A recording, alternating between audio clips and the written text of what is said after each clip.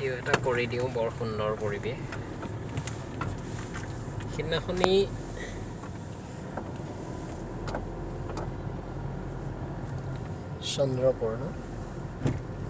চন্দ্ৰপুৰ প্ৰাথমিক স্বাস্থ্য কেন্দ্ৰৰ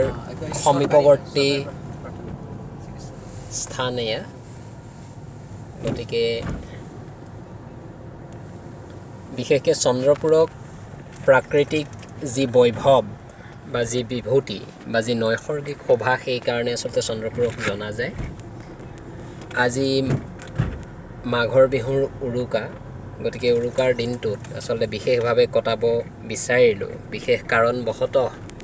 আজি পুৱা যদিও মই মাজুলীলৈ ঘূৰি যোৱাৰ কথা আছিল যদিও মই যাব নোৱাৰিলোঁ তথাপিতো আচলতে দিনটো বিশেষভাৱে কটাব বিচাৰিছিলোঁ সেইকাৰণে বন্ধুবৰ বনিয়াদেৱৰ সতে এইফালে আহিছিলোঁ আহি থাকোঁতে বিশেষকৈ মোৰ আজি কিছুদিনৰ আগত ভাৰতীয় জনতা পাৰ্টী অসম প্ৰদেশৰ মাননীয় সভাপতি মহোদয়ৰ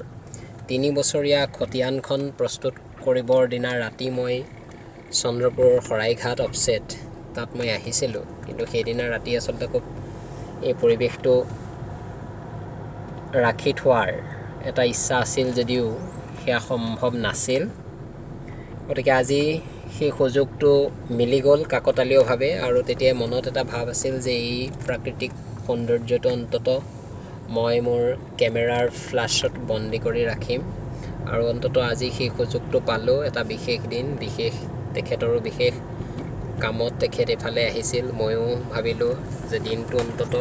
খুব ভালভাৱে দিনটো পাৰ হওক আৰু এনেকুৱা নৈসৰ্গিক শোভাৰ মাজত যেতিয়া থকা যায় তেতিয়া স্বাভাৱিকতে আমাৰ ভাল লাগে গতিকে সেইফালৰ পৰা আমি এইফালে আহি আচলতে আনন্দিত হৈছোঁ এটি বিশেষ দিন